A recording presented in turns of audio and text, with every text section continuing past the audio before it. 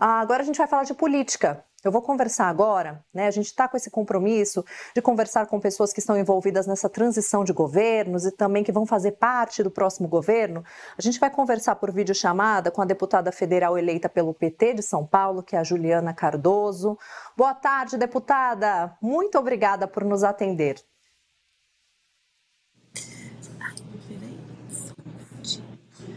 Não estou conseguindo. Está me ouvindo, deputada? Eu estou te ouvindo perfeitamente. Ah, você está me ouvindo? Estou sim. Seja bem-vinda ao Boletim Metrópolis. Muito obrigada pela essa oportunidade de a gente estar aqui junto. É que para mim o meu microfone parece que está fechado, mas ok, você está me ouvindo? Eu estou te ouvindo perfeitamente, está tudo perfeito, deputada. Inclusive, te agradeço aqui pela participação no boletim, seja muito bem-vinda.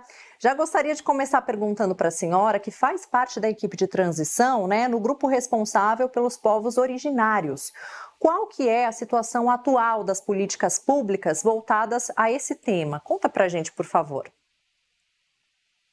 Bom, infelizmente, a gente nesses últimos anos, a gente teve um retrocesso muito grande na pauta indígena, desde a demarcação de terras, desde aquilo que já está direcionado como políticas públicas do governo. Então, a gente pode falar sobre a FUNAI, a gente pode falar sobre a CESAI, a gente pode falar sobre a relação da educação indígena, a gente pode falar sobre a relação do saneamento básico. Hoje, infelizmente, a população indígena de todo o nosso Brasil, os que são aldeados, os que não são aldeados, aqueles que são isolados, né, porque a gente tem uma boa parte dos nossos indígenas que são isolados, passaram por muitas dificuldades nesses últimos 4 anos. Portanto, o nosso trabalho do grupo de transição dos povos originários, já pensando nesse ministério, é poder fazer um desenho especificamente dessa tarefa, que são 3. A primeira, criar um diagnóstico de enxergar dentro dos decretos aquilo que a gente precisa de imediatamente que o presidente Lula revogue. Segundo, fazer enxergar a infraestrutura e o orçamento para que não seja um ministério esvaziado de orçamento, né? Para que as políticas públicas de fato possam funcionar e avançar nesse período onde que vai ser construído esse ministério. E terceiro, dialogar com as outras políticas públicas que são vinculadas em outros ministérios. Ter essa diálogo transversal, quer dizer, dialogando com outros ministérios de outras pastas é muito importante. Então, ter um ministro ou uma ministra, né, dos povos originários, ela dá o mesmo patamar de outros ministérios e a gente conseguir dialogar sobre essa política pública. Perfeito, deputada. A gente sabe que a Bolsa de Apostas está rolando, né? Já se tem um nome aí mais forte para ocupar esse cargo, né, para comandar o Ministério dos Povos Originários? Olha, eu vou dizer um pouco enquanto grupo de trabalho, né? A gente está muito direcionado para se pensar um pouco na construção de infraestrutura para esse ministério, né? Mas você sabe que dentro da relação política, né, as pessoas vão fazendo indicação de nomes. Então, a gente sabe desde a deputada Sônia, quanto a deputada Joênia, entre outros nomes que estão também capacitados para poder estar sendo ministra ou ministro dessa pasta. Mas o foco maior, nesse momento, é um foco de a gente poder fazer pela primeira vez na história do Brasil um espaço que a gente vai dialogar sobre as políticas públicas direcionadas aos povos originários e a gente não vai ficar tão jogado de uma pasta a outra. A gente tem que falar sobre o meio ambiente, a gente tem que falar sobre infraestrutura, sobre saneamento. Então, ter esse ministério, ele é tão importante, né, na condução desses trabalhos. E eu tenho certeza que quem for ocupá-lo vai ser enxergado não só aqui no Brasil, mas também internacionalmente, para poder pensar como um início de uma política pública no país da América Latina tão importante como o Brasil. Sem dúvidas, deputada. Agora, a gente sabe que a questão do agro está fortemente ligada à questão das terras indígenas. Pela tua avaliação, qual seria aí o caminho ideal para manter uma boa relação entre esses dois segmentos?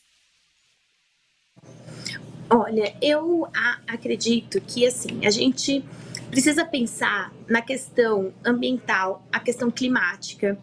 Eu acho que o agro tem uma parte dele, eu acho que o presidente Lula já inclusive falou sobre isso, que pensa nessa questão ambiental, nessa questão do clima e no diálogo, principalmente com os povos originários, porque sabe que nós somos guardiões da floresta, né? É aqueles que cuidam da fauna, da flora.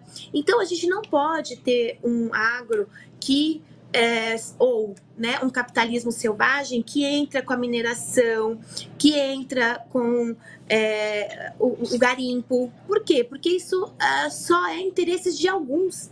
Só que a gente está falando sobre a Amazônia, por exemplo, que é um pulmão verde, nacional e internacionalmente. Então, a gente também tem responsabilidades. Então, é nesse diálogo que a gente quer fazer um trabalho que cada um tenha um papel muito definido, mas uma clareza imensa, sem dúvida nenhuma, na tarefa de a gente poder conter a fauna, a flora, para a gente conter a relação do clima, mas, acima de tudo, a gente respeitar, né, o meu povo indígena. A gente não pode ficar passando por cima com trator, a gente não pode atirar, a gente tem que acabar com esse momento que a gente está vivendo dos nossos povos indígenas estarem sendo violentados e as nossas mulheres violentadas muito fortemente, né, nesses últimos 4 anos.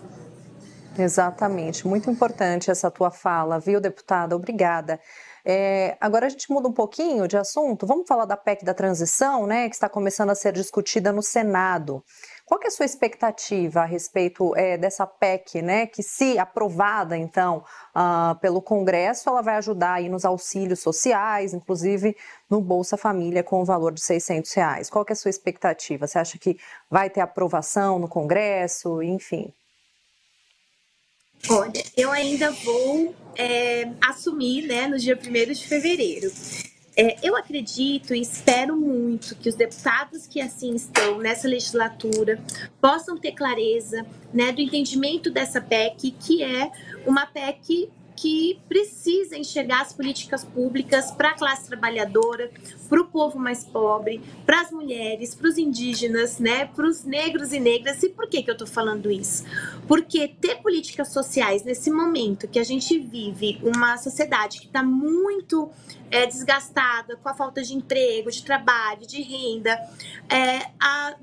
foi desmontado a Seguridade Social, foi desmontado serviços como o Sistema Único de Saúde, foi desmontado serviços como o Sistema Único de Assistência Social. Enfim, essa geração de trabalho, emprego, renda para nosso povo mais pobre e para a classe trabalhadora é nesse momento essencial. Então, enquanto isso não acontece, a gente tem que ter projetos, né, que enxerguem essas famílias para que eles possam ter o direito a comer. Né? A gente voltou ao mapa da fome e isso não tem pressa, não tem, aliás, a fome tem pressa, né? Então, por a fome ter pressa, a gente precisa criar mecanismos que neste ano para poder trabalhar com as políticas públicas voltadas, né, para o serviço público e as seguridades sociais, para que a gente possa incluir esse povo que realmente está precisando do Estado e do governo forte para que possa contemplar essas pessoas que estão desassistidas.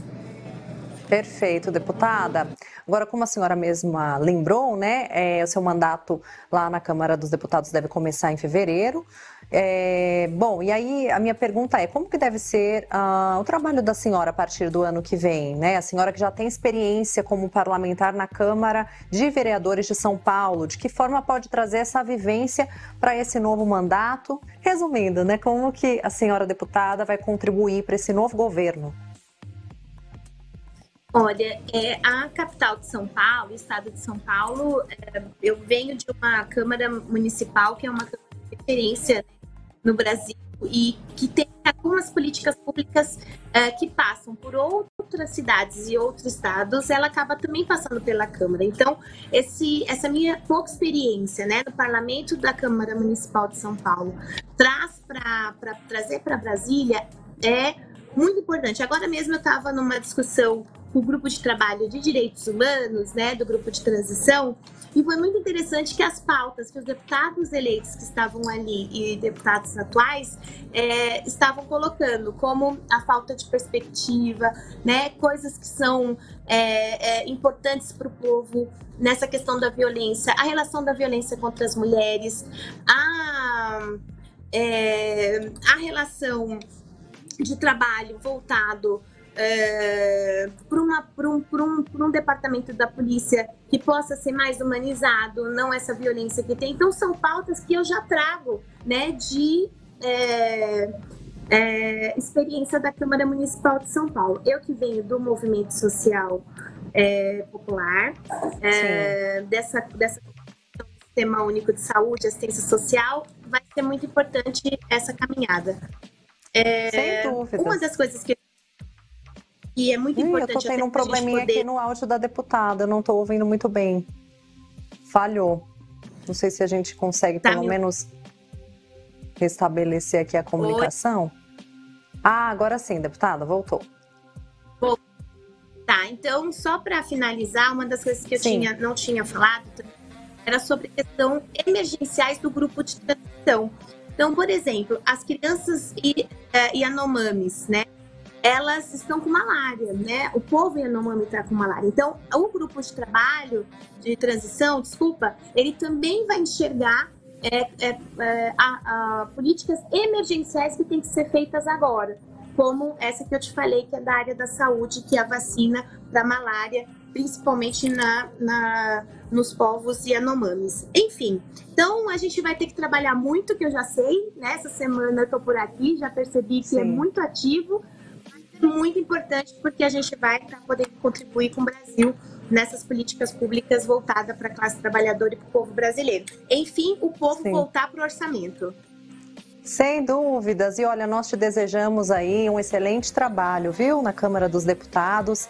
A Juliana Cardoso, educadora, vereadora e deputada federal eleita. Muito obrigada. Até a próxima, deputada. Próxima, obrigada.